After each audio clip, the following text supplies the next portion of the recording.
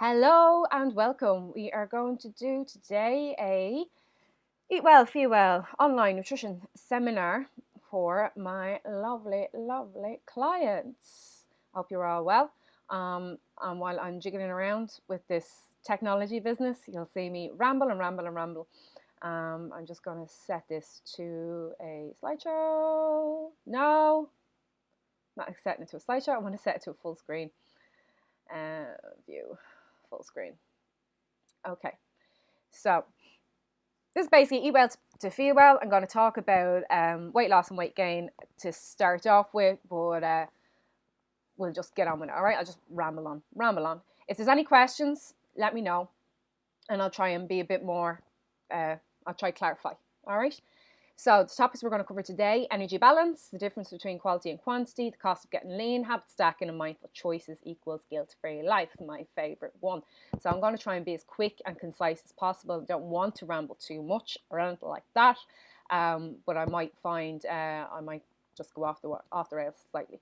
So starting off, energy balance. If you are trying to manage your body composition, so body composition is weight loss, weight gain, or weight maintenance. It's all down to the energy balance. This may sound basic to you. I'm sorry, I don't mean to insult your intelligence, but some people just don't know how this works. So I just have to make sure that's covered, all right? So energy coming in is your food and your drink, and your energy going out is your exercise. It is your NEAT, non-exercise activity thermogenesis, and your resting metabolism. All right, so your resting metabolism is what energy your body uses without you actually doing much effort at all, i.e. sleeping. Okay, that's what your energy balance is. If you have more energy than you expend, you are going to gain weight. If you have less energy coming in than you expend, you are going to lose weight.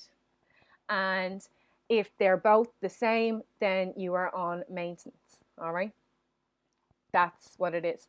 We calculate it through a series of different types of equations. Some of them work, they're kind of roughly around the same anyway. However, while there are maths to calculate your energy balance, it's not an exact science. Calories, the unit of calories is not an exact science. The reason why is because there's so many different foods out there that it's just not cost effective to calculate the exact calories in them. And also when you're calculating calories in the types of foods, it's done by machines. However, we are human beings. We are not synthetic. We are organic. So we could also burn calories differently. So it's just a rough idea. However, the law of thermodynamics, which is the energy balance, energy coming in and out. It means that energy is never created, it's just moved from one place to another, and that is a law, all right? I hope that makes sense. So it is true that you lose weight and you gain weight by the amount of energy that transfers through your body, the amount of energy that comes in and the amount of energy that goes out.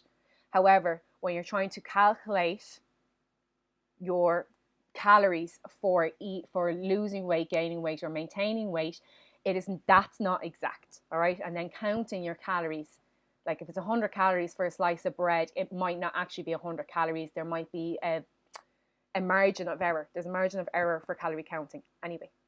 All right, so while for most people, when we do the maths and we do this lovely equation to calculate your calories for your goals, for some people it doesn't work that way because of underlying issues with their hormones like PCOS, underactive or overactive thyroid, or the menopause, pregnancy, or anything kind of like that. It just makes it a little bit more of a guesswork than, going by science. Okay.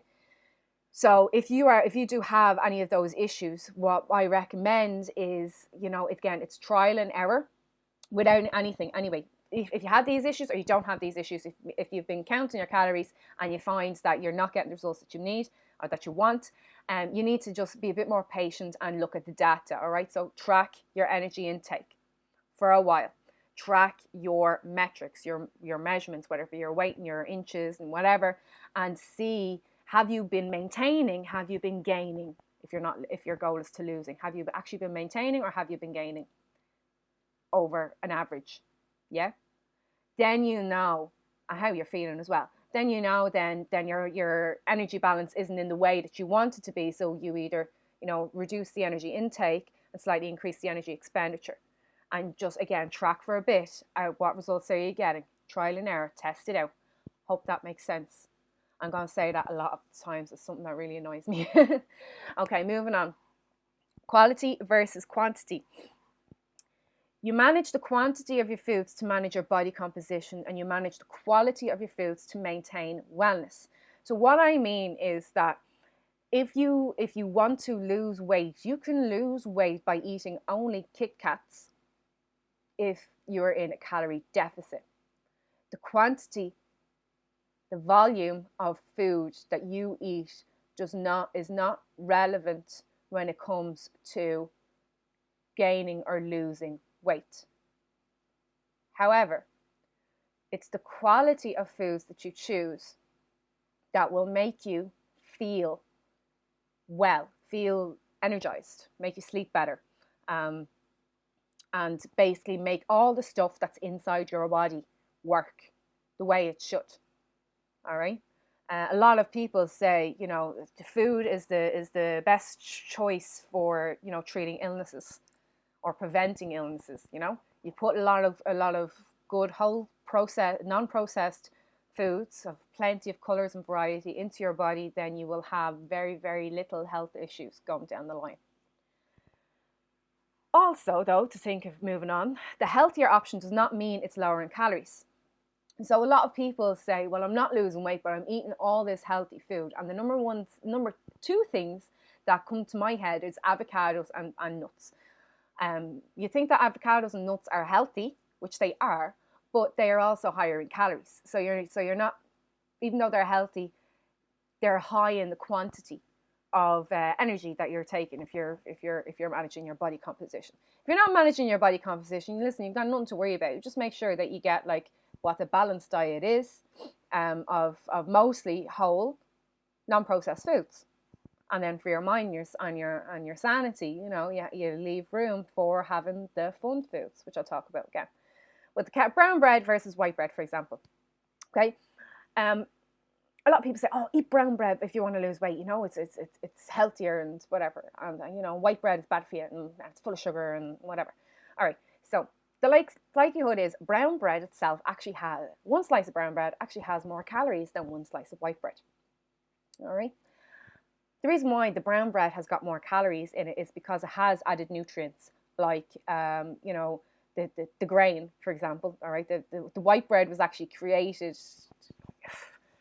to strip out all the good stuff in it, as a marketing ploy years ago. And then they ended up in America. He ended up then like freaking out, going, "Oh no, we have to put the nutrients back into the stuff. So let's add in." I could talk about that for ages, but that's what happened with the whole brown bread, white bread thing. All right, they took it out because white bread looked better than brown bread. All right, they took out all the whole grain stuff, and then they realized that people were becoming deficient in nutrients. So then they started adding products to the market and saying, now with added vitamins, now with added protein, now with added whatever, to try and get people to buy their stuff again. Anyway, but realistically, if you're the difference in the calories between brown bread and white bread isn't huge, but I'm just using that as an example. But if you are looking to lose weight and nothing else, you are looking to go for the white bread option because that has got lower in calories. If that makes sense, yeah. Brown bread, does it make you feel fuller than white bread? Really? Have you tried it out? Do you really think about it? It definitely has more nutrients in it, which will, your vitamins and your minerals, which will make everything run again well on the inside. Okay, so use that brown bread versus white bread with anything that you compare stuff to, like brown pasta versus white pasta, brown rice versus white rice. It's just down to you and your personal choices. Okay, so portion sizes. So there's a high chance that your current diet is imbalanced, i.e. lacking in one or more of a group of nutrients. And your group of nutrients are your macros, mainly are your protein, your carbohydrates, and fat. All right, but we break it down into 4 groups because we split carbohydrates into 2 groups. All right, so your protein, which if you're on the VIP dashboard, there's actually a full list of all, not extensively because there's so many foods out there, but like a full list of the main stuff that's available in the supermarket that falls under these categories if you're unsure. But protein, we're looking at lean meats, fish, animal source products, and then also the likes of tofu, chickpeas, beans, legumes, all that kind of stuff for non-animal sourced and non-animal products. Yeah. Veggies, okay, that's self-explanatory. Starch. So our carbohydrates, vegetables are fruit and veg is one type of carbohydrate, and your starchy carbohydrates, which is your spuds, your pasta, your fillers, that's the other type of carbohydrate. Excuse me. All right.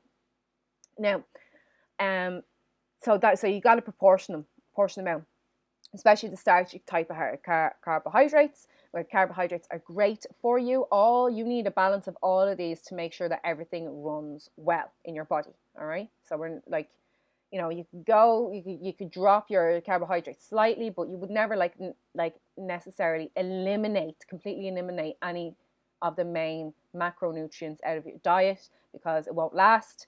It's not good for you, and just trust me on that. All right. Fats. Normally with fats, butter, oils, nuts, that kind of stuff. Normally with fats, most people, we actually use it in the oil that we use to cook. So we don't necessarily, we could be adding extra fat by adding butter to our mashed potatoes, or cheese or something, as a dessert or something. I don't know. You know what I mean? But normally your teaspoon or your thumb-sized serving of fat is actually used in the cooking process. Okay? If you stick to 80% non-processed foods and 20% of fun foods, which are things that we really, really enjoy, which could be like biscuits, cake, chocolate, any of that stuff. If you allow for that, and you have most of your diet is full of non-processed foods, then you should be laughing. Normally, people fall down on their body composition is because their portion sizes are too big. So use the picture that I have here in front of you, to manage your portion size if it's not there on the packet with the recommended service sizing. So the portions are too big. They have too many calorie beverages. Okay, so they drink about 6 or 7 cups of tea a day with 2 or 3 teaspoons of sugar in each one, and milk. They drink Coke instead of Diet Coke. We're not going to have that argument. I'm talking purely on body composition here. I'm not going down the whole aspartame, whatever way you want to pronounce it, argument route. I'm not talking about that. So they have calories in their beverages, their juices and stuff like that, yeah? They also happen to be picking an awful lot, or they could be as another option, picking an awful lot, snacking in between meals. And the reason why they're snacking in between meals is because the meals that they have in themselves, your breakfast, your lunch, your dinner, whether you have 2 or 3 meals a day, those main meals are not balanced. And that's what leads people to snacking or feeling hungry. Or they feel hungry, but they're not really hungry, they're dehydrated and they don't have water. All right? So just a quick tip from me.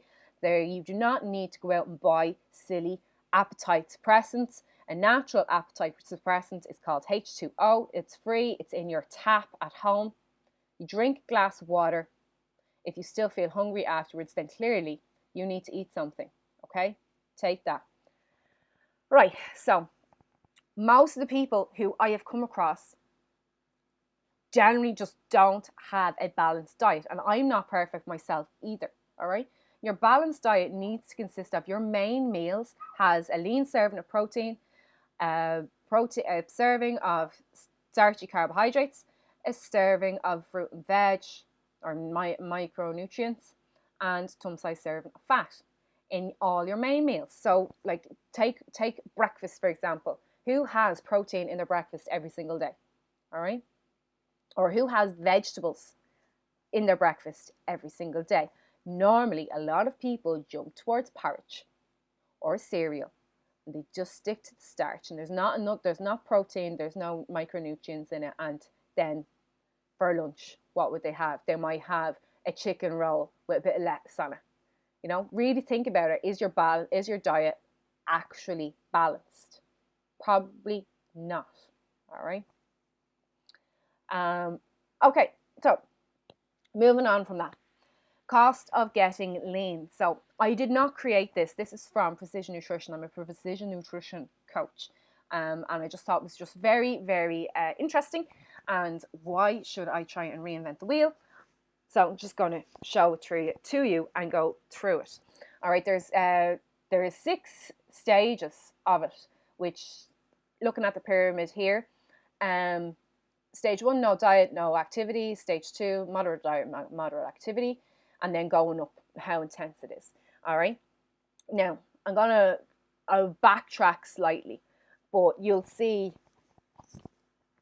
as I get on. I just have to escape out of this for a second and get rid of my camera so you can see the thing properly. All right, so transition. Bye. See you in a second. Okay. Now back to my presentation and view and full screen for me. Okay.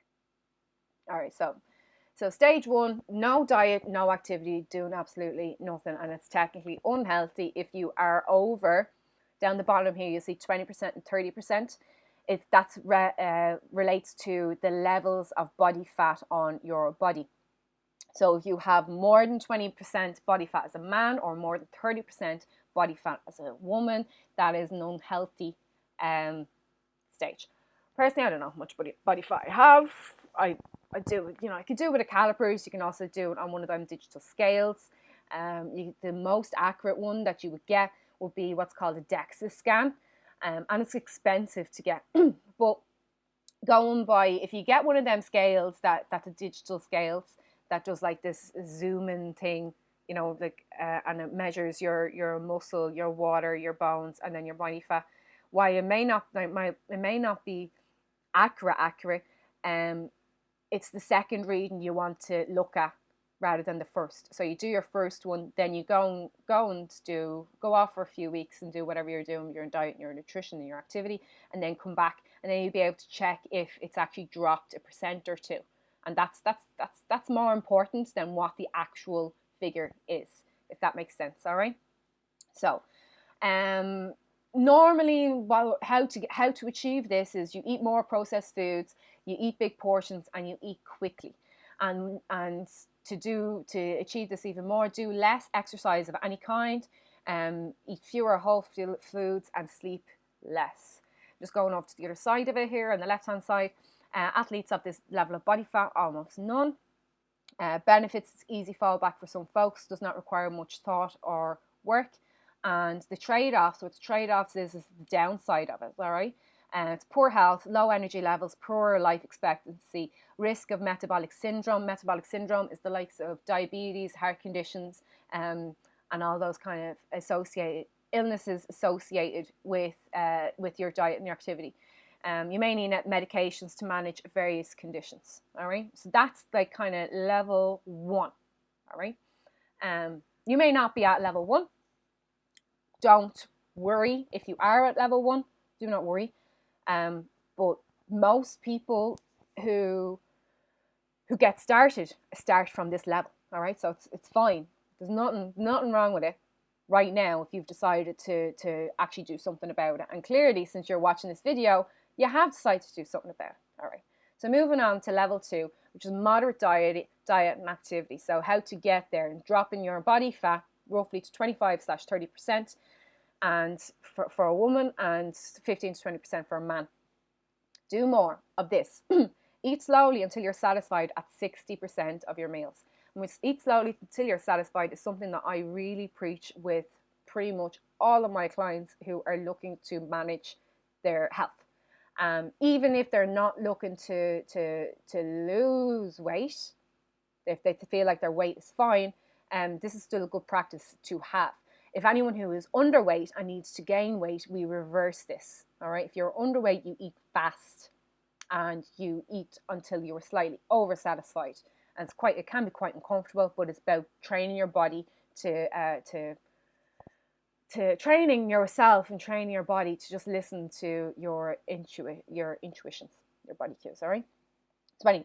Eat slowly until satisfied at 60% of your meals. Include 1 to 2 palms of protein-dense foods in 1 to 2 meals per day. Include 1 to 2 fists of vegetables in 1 to 2 meals per day. Exercise 3 to 5 times per week at any activity you enjoy at any intensity level. And then to do less will be eat fewer desserts and processed foods, drink fewer caloric beverages. All right, so just reduce the drinks that you have in your that have calories in them, and reduce the processed foods just slightly. All right, no, you don't eliminate anything. Okay, I don't need to go into the athlete side of it, but the benefits of doing this is improving your health and your energy, improving your sleep, and you find that like, the exercise is easy and enjoyable. And of course, if it's easy and enjoyable, you're more likely to stick to it. And the trade-offs for this is in the downside of doing this is it does require some thought and planning, and you look grand, but you won't be like super lean. All right. And what we mean by lean is by like some people call it toned, where you can see some, like super lean is you can see lots of muscle definition. All right, lots and lots of muscle definition, or getting the 6-pack abs or the flat tummy. All right, definitely super lean is 6-pack abs. Lean would be flat tummy. All right, so the next step after that, stage 3, that's regular diet and activity. Okay, so moving on up, dropping your body fat a little bit more. Eat slowly until you're satisfied with 75% of your meals. You can see it all there in front of you, all right? Do less. Eat less desserts or processed foods 3 to 5 times per week within reason. Drinking up to 3 to 5 caloric beverages per week, all right? So it's not even one per day, per week. And then the benefits of that is it's still fairly easy to maintain. Energy levels will continue to improve, and it will probably be able to reduce or eliminate many medications. So if you're going back from level 1 and you work your way up to level 2 and then get used to doing level 2 and you're still on your medications for whatever those conditions are, you move on up to level 3. This will probably be able to reduce or eliminate most of those medications, including the likes of antidepressants. I mean, that's one medication now that if you're exercising 30 to 45 minutes daily with 1 to 2 sessions that actually break sweat, and you end up sleeping better because of it, then naturally you'll feel better within yourself, and you may not feel the need to be taking those antidepressants. All right, so the trade-offs, the downsides of this, there's a good side and a downside to everything. That's all right. It requires some planning and may require minor social sacrifices. Example, exercising instead of hanging out with friends at a bar. May require effort and attention to maintain this much sleep. So this is literally putting a sleep schedule in place, saying, okay, 10 o'clock, the phone is off, the iPad is off, the telly is off. I might read a book for half an hour and just go to sleep with no distractions. All right. May require some increased food prep skills and effort, because planning, if you're prepared to plan to fail, all right. So normally most of the clients that I work with, we're aiming to get towards level 2 or level 3. This level or the one that we've just talked about. All right. In order, and for most people, they do not need to do any more than this. Even stage 2 can be enough for them, and they feel happy and healthy, and they're happy out with that. All right. Moving on up, I'm going to fly through the next ones. This is going again a little bit more intense. If you look around, if you can pause this video if I'm going too fast and have a look. It's dropping your body fat below 22% for a woman and below 12% for a man. You need to be eating slowly until satisfied at 90% of your meals. Every meal has to have protein. Every meal has to have vegetables. Every meal has to have fats. You need to be doing up to an hour exercise every day with 3 or 4 of those. So every day, 7 days a week, with 3 or 4 of those breaking a sweat, being intense. And you have to make sure you get those 8 hours. You eat 1 or 2 desserts a week and 1 to 2 pints of beer per week. Benefits: fit appearance and good overall health, fewer food cravings due to balanced diet and exercise regime. Which, listen, that fewer food cravings due to balanced diet and exercise regime, that actually applies to the other two. All right. Once you start adding more non-processed foods and start reducing, the likes of the white bread or the Diet Coke or whatever, or the Coke, that kind of stuff. You take the processed stuff out slightly. You start craving it. When you add more whole foods, you start to crave the processed foods less. All right, and then after a while, then you'll taste the white bread. I'm just talking about white bread for some reason because I know myself. You taste white bread and you can just taste the sugar, and it doesn't taste good anymore to you. That's just over time. Trade-offs, downsides: more planning and greater overtension, greater time to commitment for more consistent exercise regime, may need assistance or coaching to achieve this amount of consistency. So it requires a lot more effort. Definitely a lot more effort to do this. Again, same thing. Super intense. Trade-offs: may struggle in social situations, especially those involving food. I can't go to your party because I am training. I can't drink beer. I can't eat your food. I can't do this. All right, I can't go out for a meal because I'm on a diet and I'm doing my exercise regime and doing my transformation program. May not have time for social opportunities outside of exercise because you're doing so much exercise every day. When do you have the time to actually see other people? And you may have to give up other hobbies and interests outside of fitness. There's a cost for everything depending on the goal. All right. This is again down to super intense, and then the very last one, very very last one, is the extreme. It's like always on the diet, always being thinking about, when's your next meal, what it's going to be, where you're going to move, what's your exercise, where's your plan in place. We're going to do this exercise and then this exercise and this exercise. You won't be able to see anyone. Your social life is totally out the window. This is for the likes of like bodybuilders and like super fit people who do it as like professional fitness models on the day of the photo shoot. And I'm just going to let you know right now that this here, see the way it's a red line at the top, it's classed as unhealthy. No human being in their whole world can maintain this for the rest of their life, just so you know. Okay, so I'm just going to stick my camera back on for 2 seconds. So just looking at there, going from stage 1 to stage 6. See, the thing is, transition. Hello, back again. So the thing is, my experience with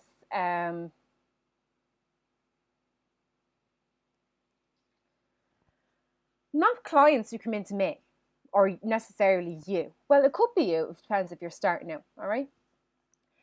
A lot of people,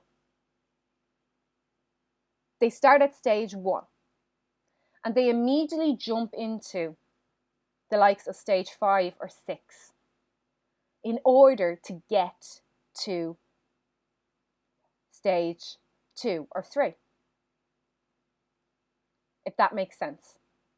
So they start out completely with no levels of activity and no balanced diet whatsoever. So they start from here and they jump straight into the deep end.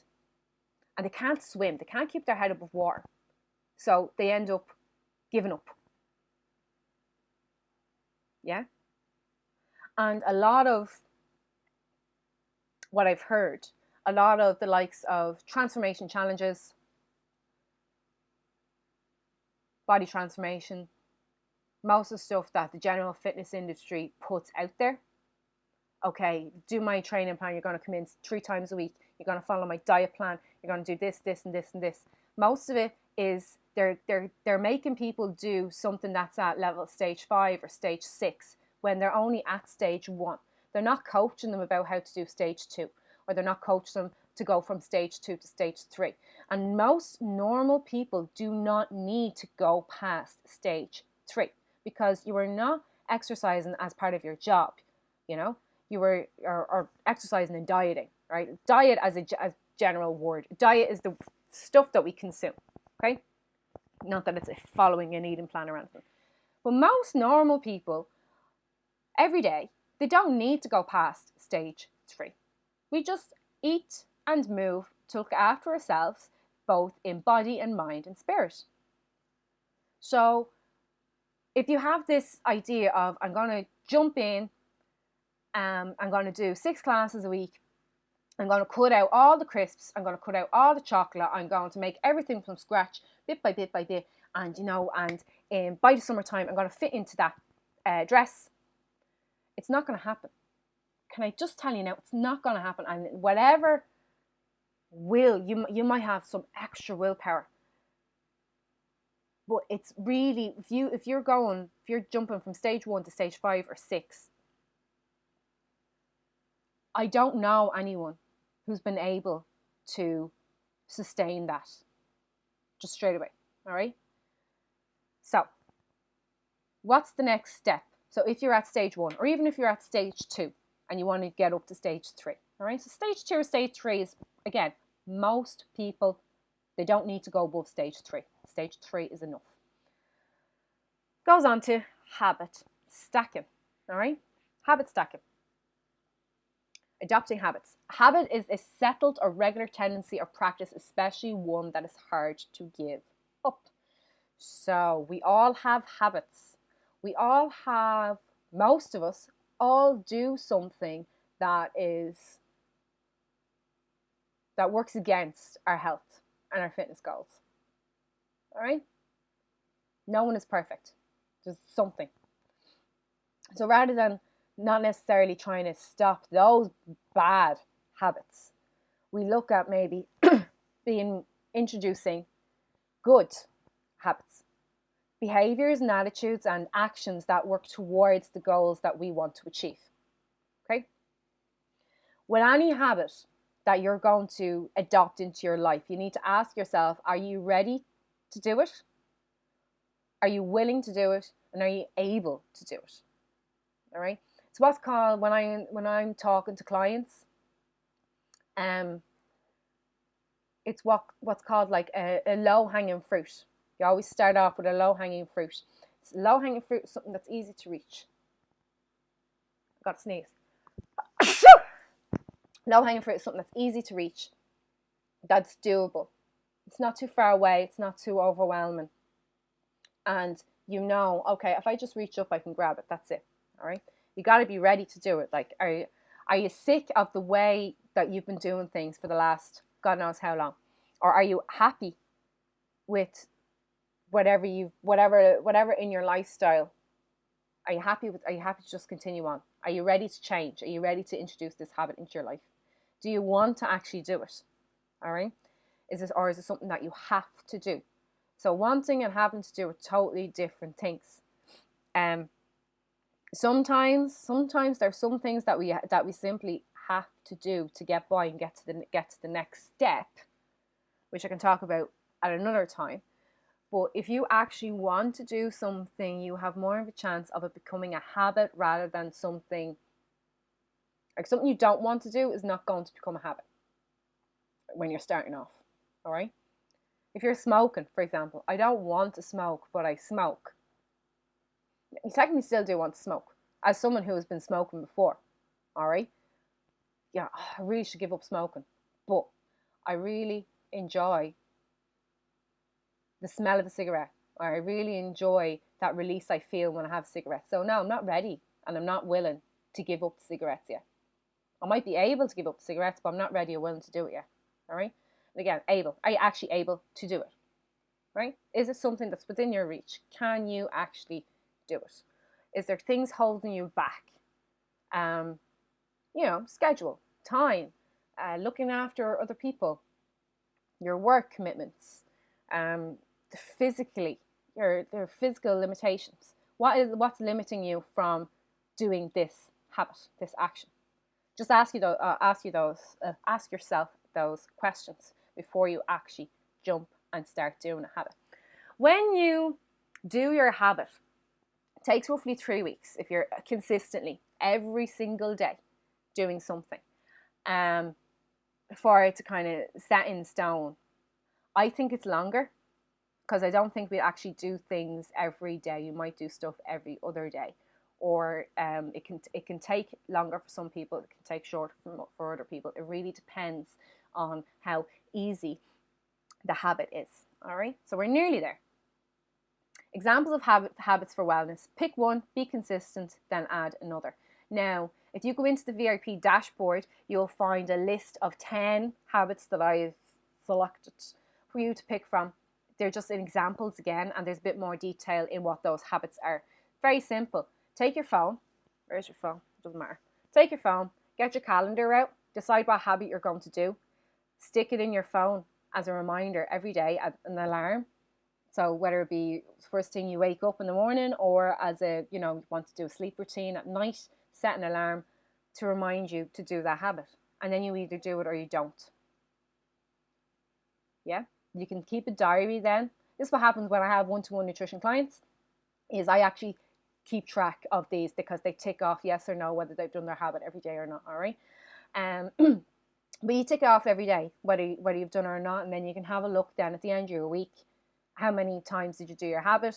Do you think you've been doing it do you know you've been doing it every single day consistently? Are you ready to move on to the next one? All right, so when you get one habit nailed, you move on to the next and you add a habit. And then you add again. So what happens then if something happens in your life, Diet Coke. If something happens in your life where your health and your fitness are not a priority. It could be anything. It could be going on holiday. It could be it could be a bereavement. It could be, something good or something bad. Like life doesn't go straight. It goes up and down, up and down. You can still then, come down the step of your habit blocks, all right, your habit stack, in order to adjust your priorities to what's going on in your life. Yeah? I hope that makes sense. So it means like if something happens where, a total car crash comes in your life and everything goes out the window, you can just take a step back down instead of going all the way down to level 0. And if you're already, say, on the pyramids there at level 3, you come down to level 2 or level 1.5 rather than going back down to level 0, because you've already put these habits in place. And you'll be able to manage those habits throughout the rest of your life for ultimate wellness. Yeah? Different examples here in front of you, as you can see. You've probably been reading it while I've been rambling. 5-minute action, one simple thing that contributes to your wellness. 5-minute action, it could be getting a glass of water for every meal. It could be taking that extra 5 minutes to walk to your job. It could be, take 5 minutes of gratitude in the morning. Anything, okay? Anything that's quite simple to do, that will take 5 minutes of your time. It's a basic one to start off with, all right? Increase your NEAT, mentioned it earlier on, it's your non-exercise activity thermogenesis. So stand at regular intervals throughout the day, do some more walking, do some more housework, garden stuff, anything that keeps you moving without actually exercising, increase that. That could be something. Getting lean protein at every single meal.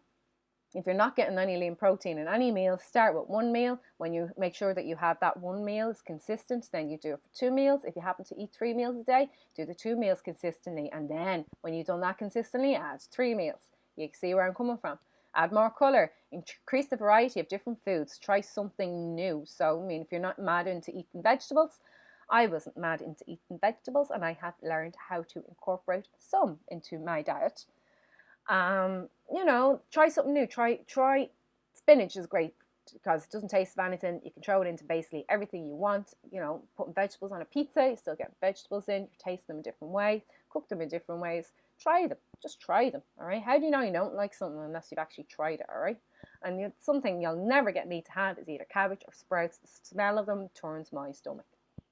But I haven't tried other things yet. I haven't tried cauliflower or broccoli, and I'm still been saying that for the last 2 years. Okay, another thing is managing your time. All right, so there's loads of different types of habits for wellness. And you're not meant to do them all at the exact same time. You're supposed to build up. All right. If you're if you wanted to learn how to play an instrument, you're not going to, pick up a piano and instantly be able to play a symphony tomorrow. Or if you wanted to run a marathon, you're not going to be able to go and run 25 miles tomorrow if you haven't trained for it. It's training, bit by bit by bit by bit by bit. Okay, this is the last one I'm going to talk about. All right, so it's the being mindful equals a guilt-free life. So you will see in front of you a lovely Venn diagram that I created myself, and you'll see on one side we have restriction, and you might see some phrases that you may be familiar with. One side's restriction, so starving, being good, having none of the cake, no chocolate, no crisps, none of the cake whatsoever, and you're totally on the plan, on the training plan. And on the other side, then you have indulgence. I was trying to figure out what word would be the best word to put into it, but I hope you know what I mean by it. Okay, so be indulgence, binging, being bold, having all of the cake, and being totally off the wagon. All right, so there are two extremes: restriction and indulgence. All right, the happy medium between them is making mindful choices. It's a combination of it. There's boundaries being set, but giving you a bit of leeway into staying on track, if that makes sense. So, because the problem is with people, with people I've come across who've been on and off diets, who've been in and out of gyms, doing a boot camp for 6 weeks, and then taking a break for 6 months, and then going doing another boot camp, intense boot camp for another 6 weeks. It's the same. All right, you're either in the area of restriction, or you're either in the area of indulgence, and you never find a happy ground. So your mindful choices is your middle ground between both of them. All right, and the more options that you create for yourself, then the more ownership you have over your choices. So for example, let's go back to the eating. If you don't cook your meals, if you don't have, stuff in the freezer, prepared vegetables, chop them up into the freezer, ready to go. If you don't make cooking non-processed whole meals convenient for you, you're more of a chance to reach for something that's easy and convenient and more processed, the likes of a takeaway or going down the shop and getting a deli, chicken fillet deli. You're more likely to go for that. You need to make your choices, create options for yourself. So when the day comes where you have something that you've already prepared, and you've been eating stuff that you prepared all week or all 2 weeks, and you just say, I'm just not in the humor of having that. I might actually go for the chicken fillet roll today because I think I'll have that. That's a guilt-free choice, because most of your choices have been what's called mindful ones. You've created those options. And then on the other side of it is, with the, I'm trying to think of the best way to say it. So when I say to people, you don't need to count calories to lose weight. You just got to eat slow and stop when you're full, regardless of what's in front of you. A lot of people find that too difficult because it sounds like there's no restriction, there's no boundary there. But realistically, that takes time. And in the back of your mind, when you're eating in front of you, it's in your head, more than likely, that you are already full. You have had enough. The indulgence comes in where you keep eating. You decide to keep eating instead of actually saying, no, I've had enough. That makes sense. Trying to be very, very clear without, I don't want anyone to feel guilty, because the idea of making mindful choices is deciding when you want to indulge. If you want to indulge, fair enough. Okay, I'm going to indulge on that. That's fine. I'm going to go back to being mindful tomorrow. I'm not going to restrict. The thing about it is when people restrict, they more often end up going from restricting to indulgence, restriction to indulgence, restriction to indulgence. It's called like a cycle, diet cycle, without finding the middle ground.